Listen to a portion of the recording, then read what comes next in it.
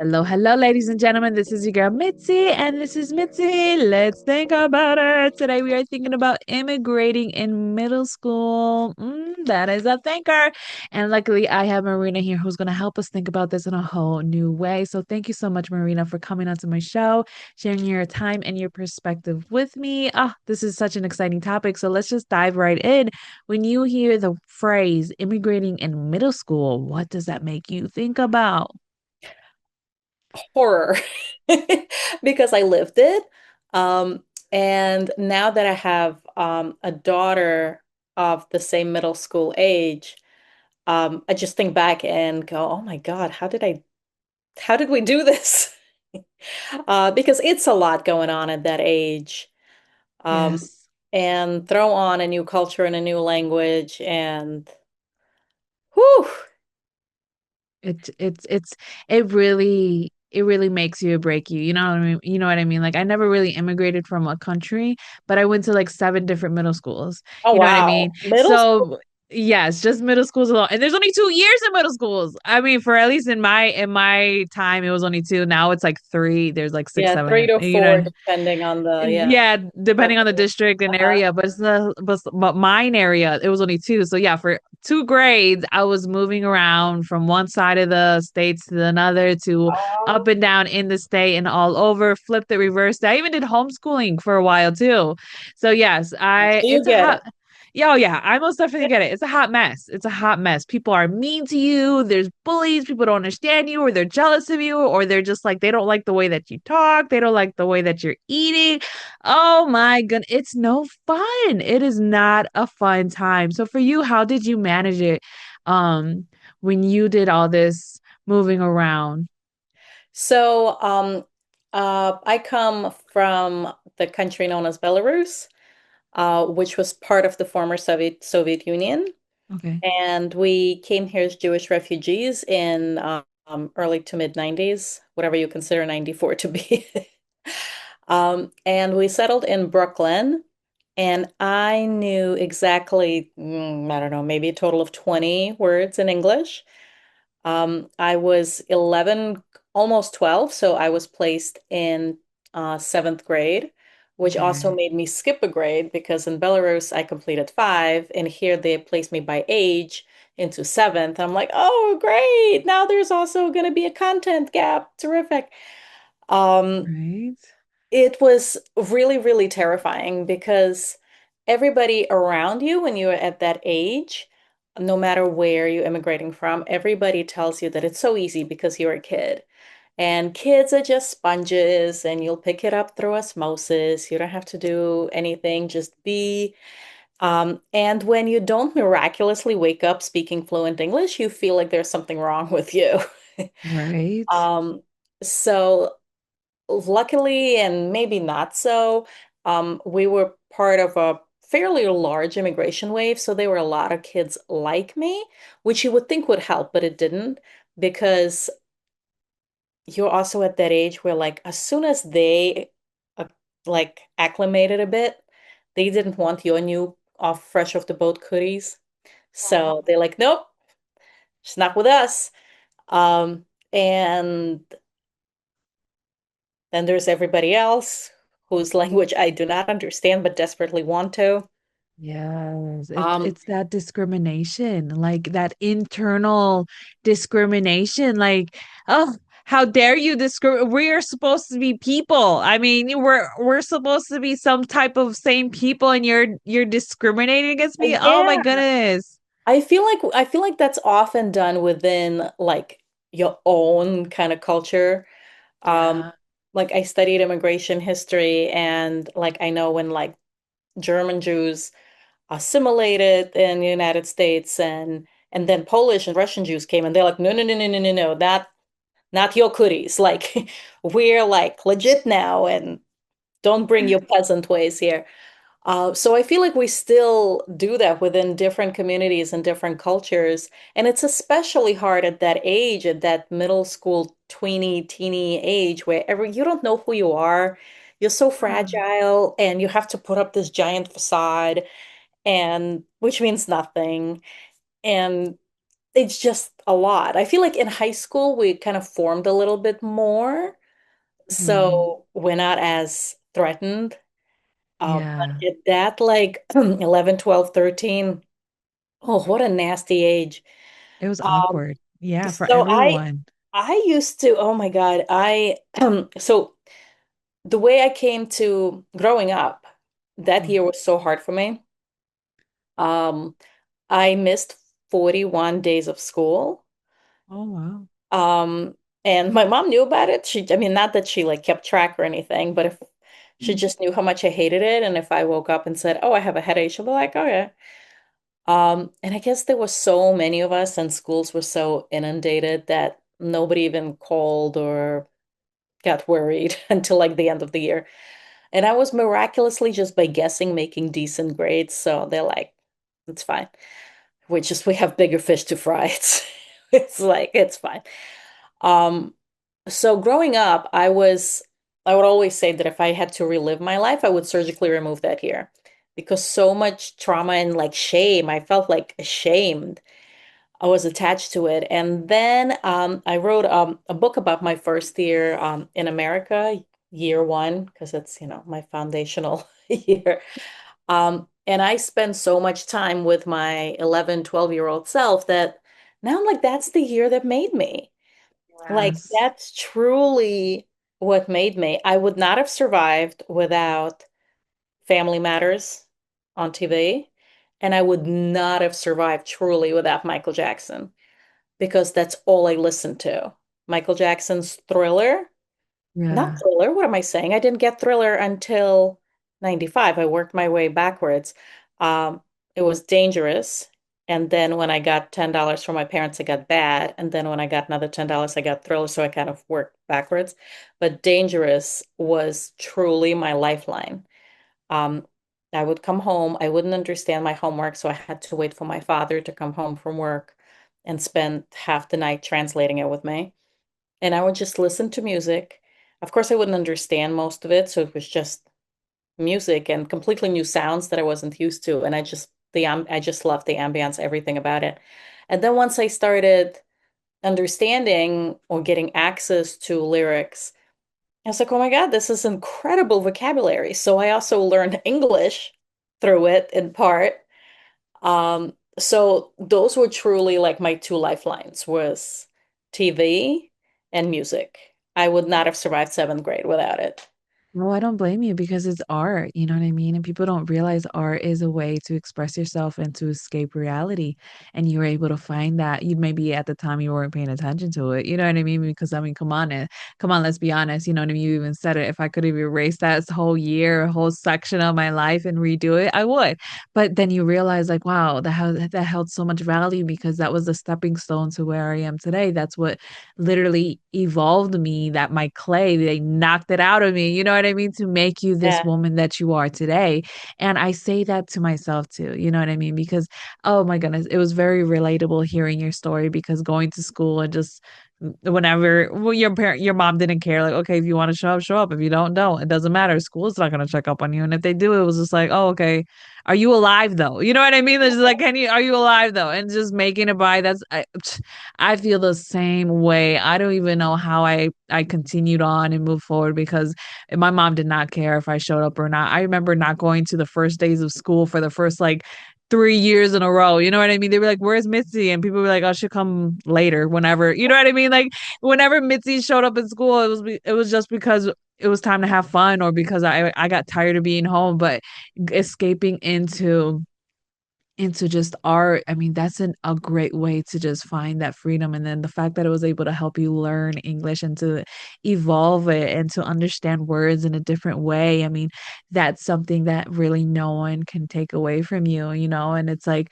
for me, I didn't have art, but I mean, I did have art. My art was books. Like, Mhm. I had an English teacher who was like, you need to read this book, and I was just like, I never had to read a book before. Like, but I knew how to read, but I never had to like actually read a book Yeah. for a book assignment. You know what I mean? And he was just like, just read the book, Mitzi. If you're gone tomorrow, at least you read a couple of chapters. And I was like, okay, thank you. So then What I book was it? read Do you remember? I have no idea, but I can tell you that it was about this world of people. They were trapped in like this dome and they weren't able to see color. You know what I mean? They weren't able to see any type of color at all.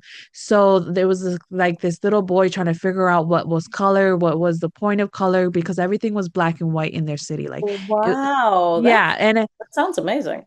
yeah, I know. That's what I'm saying. Like, that's what got me into reading. That's what got me into writing. And because of that book, and it created this visual, like, huh, imagine if you couldn't see color, and I would look at color so much more differently, and I would just be amazed by it. So it's like, thankfully, that English teacher brought me a whole. Oh, I wasn't even able to finish the book because we already moved to our next city, into our next town already.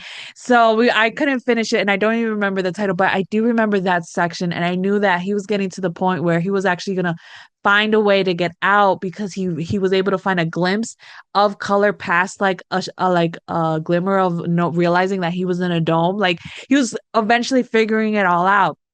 And I was just like, oh my God, I gotta know more. But then I never found the book. I was oof. never finding the author. Have no idea who wrote it, but it was an assignment and I read it, and that's as far as I got. But I do agree with you. It is really interesting because you never really know what's gonna make you until you go through it and look Yeah. back and realize, wow, that was a really defining moment. Yeah, So it's like like, that opened you up to reading. yeah, yeah. I mean, for you, have there ever been any moments where you were able to sit with your child and be like, you know what, this is a hard time, but you'll become better for it? Yeah, unfortunately, I feel like we don't truly learn until we go through it ourselves. Yes. So no matter how many times I say, this sucks, it's hard, but trust me, like we all feel like that to different degrees because we Yeah. do through different situations and with different people, but you will get through it. But it's hard. Like, it's hard to learn on someone else's mistakes. Like, you got to make them Yeah. yourself. Yeah. But I actually wanted to follow up on what you said about reading. Uh, Yeah. so because I came here without, like, I had 1 year of foreign language English, like class, like I'd Yeah. be able to say like, my name is Marina, the book is on the table. Like I could count Yeah. 20. It was amazing. Um, so we had a neighbor in our first apartment building who used to be an English teacher in the former Soviet Union in I think she came from Uzbekistan. And she recommended reading fairy tales because Oh. fairy tales are fairly universal and you know the content. So maybe you could focus on the actual words and the structure.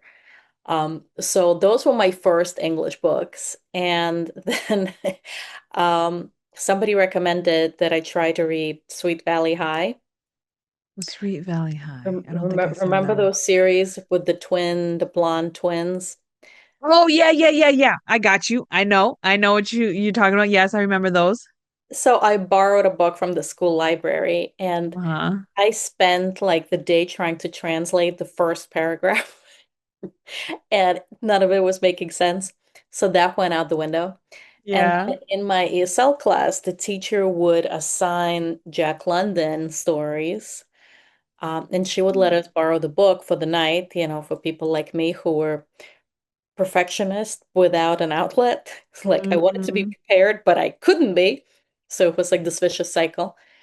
And my father and I would sit and translate and work on it. To this day, I cannot stand Jack London.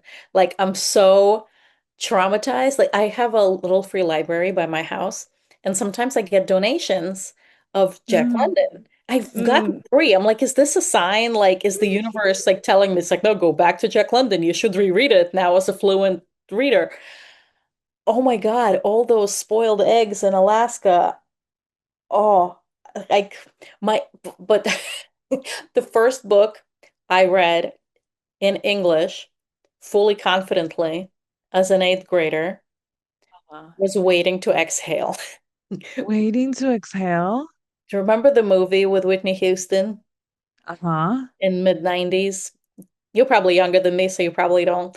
But it was initially a book, and it was not even remotely appropriate for a 13-year-old. Oh, I remember that movie now. With like Angela Okay. Bassett, Whitney Houston. Yes, yes, yes, And it yes, was yes, yes. wildly inappropriate. Yeah. But I was so happy that I could read it.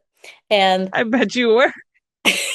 and instead of the original cover, they now were reselling it with the movie cover. So that's Oh, how I okay. discovered it. And again, my like I stopped crying by then because seventh grade, I cried from September to like roughly like April every day. Ooh. So Ooh. they were just so happy that I wasn't crying and I was making good grades and just, peppy again, Crying. that they were like, oh, cool, whatever this is. They didn't know what the hell I was reading. Boy, was it inappropriate. But that was my Oh my first goodness.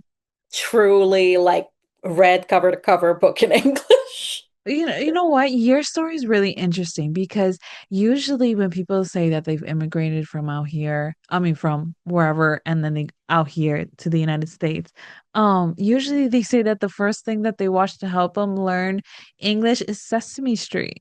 Like I've heard Yeah. like people like a lot of people from Central America and Mexico and South America, Mhm. they always say that the best way that they learn English was through Sesame Street. So for me, on the days when I didn't go to school, I discovered PBS, but I only watched Barney, the purple dinosaur. Oh. And then after Barney, I think there was Thomas the Train aired, and I'm like, no, no, I'm just too mature for talking trains. Talking like purple dinosaur is fine, but talking trains is where I draw the line. I Yeah. did not know about Sesame Street. I like Oh, randomly, because we came in the summer, so I had a lot of downtime before school year started. I tried watching soap operas because apparently that's a good way to learn too, because the action is yeah. so slow and it's repeated a lot. Yeah. For some reason I couldn't get into it. And then I discovered Family Matters. And Mm. I got so into it. I loved Steve Urkel. Of course, I was confused at first because I thought, because he was over that house so much, I thought he was one of the siblings. And then, Yeah. but why is he chasing his sister? Like, this is weird. And Yeah. then I finally started teasing out the words closed captions. Closed captions made a world of a difference. Oh, absolutely. To be honest, we weren't allowed to watch Family Matters because my grandmother, she hated Steve Urkel. Like she hated him. Like It's the voice. it like bothered him to her soul. She would curse at us like, oh my goodness, it was such a, and she only spoke Spanish, and it just bothered her so just to hear him, just to see him. Like, yeah, Steve, Family Matters was not allowed on our Oh, in no. our house, but that is so funny. But it's like after everything and after you lived your life, why decide to write your book? So I've been sitting on my story for a while. I've always wanted to write, and I did write literary fiction before this, and I would always have a character, even if it wouldn't be a primary topic of the story, but there would always be a character who would be an immigrant. But I've been sitting on my first year story for a long time. I know we all immigrants, we all have our own path, and we all share a lot of common denominators, even if we come from different cultures and countries. But I felt like my story did have some unique aspects of it. Like my sister stayed behind, which created a huge rift in my family. And this was also mid 90s where we didn't have Skype or all these easy methods of communication. It was Yeah. complete like, so I wrote and rewrote the first chapter for probably a good decade. And I had a friend from high school who would occasionally tell me, no, I would want to read that. I would want to read that. And they kept ringing. I had that ringing in my head. And just after the pandemic, I was like, I want to sit with this. And because I have very crystallized like memories of that year, I guess because it was so vital to Impactful, me, yeah. that like my memories are crystal clear. Um, so I started writing things down and I found it so cathartic and so therapeutic, honestly, better than therapy. I fictionalized it like very lightly, very thinly, just to preserve privacy for different people and Yeah, just to make out the of narrative flow respect. here and there. But um, all of the things did happen the way they described. And I just honestly, I think it changed me. It's getting good reviews from people, good response from people from different ages and cultures as well, because younger people relate to it in a way of like, oh, I grew up in the same time. And then older generation sees themselves as parents to this younger character. So it's interesting. But I think it also changed me. Like I think I'm kinder to myself and to those around me because I feel like I've upset with this child that I've been trying to shut up for the longest time Yeah. because she was this, I saw her as inept and somebody who took so much of her father's time, um, and who just couldn't learn fast enough. And like I guess that translated to other areas of my life. And I feel like sitting with it really changed something. It unlocked something. Oh, absolutely. It made you realize that you were only doing the best that you could in the time that you were given and the opportunities that you were given and what you knew. And at the end of the day, that is nothing no one can really blame you. You know what I mean? And if they want to blame you, it's because of their own ignorance and they don't understand.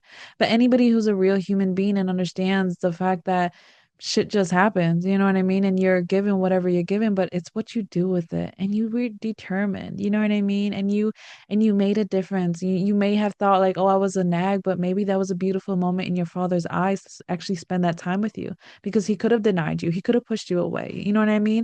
So it's just like It at the same was, yeah, time, it's a bonding moment. And as a parent, when I have these moments with my son, it's like I you know what I mean? I have these moments where I teach him and I focus and I give him that attention, and yeah, it may take time out of my regular schedule, but it brings value for that moment, you know what I mean? So it's just like nothing goes in vain, really. You know what I mean? We think things go in vain all the time, but in time, it really reveals to us that nothing truly goes in yeah, vain because what offense in one season of our life is wisdom in the next. You know what I mean? But we don't allow ourselves to see that because we dismiss the old saying time heals all wounds, but because time doesn't always heal wounds if you don't allow your perspective to shift. You know what I mean? yeah, And when you allow your perspective to shift through time, then you allow yourself to give you this grace that you always had, but you just didn't know how to access it. You know what I mean? And it sucks because I feel like time is really catching up to us. And I feel like we could keep yeah. diving down this rabbit hole. You know what I mean? Let's be honest. But like, what can be some lasting words that you can leave us off with to keep on thinking? Just be kind to yourself and be kind to this sensitive tween age because I feel Yeah. like our voices is I think all children in general, but particularly immigrant situations where parents are busy trying to Yeah. provide and a lot of pressure is on them. And it's very easy to dismiss the child because you're not the one who has to pay the bills. You have nothing to Yeah. worry about. And that creates a wall. And I feel like that was another reason why I wanted to write to show that don't take us for granted. Our fears are real, our struggles are real, and if you don't help us deal with them, we don't have the tools. We're too young to have the tools.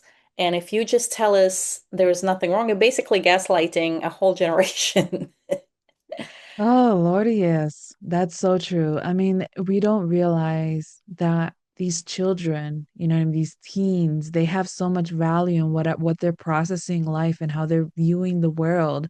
Because how they view the world at this age, when they become adults, Hmm. that would impact their viewpoint. So it's just like we got to remember one day they're going to be an adult. And to be Yeah. honest, they're going to have a longer adult lifehood than a childhood. You know what I mean? Yeah. So because of that understanding, I mean, I understand, I value these children.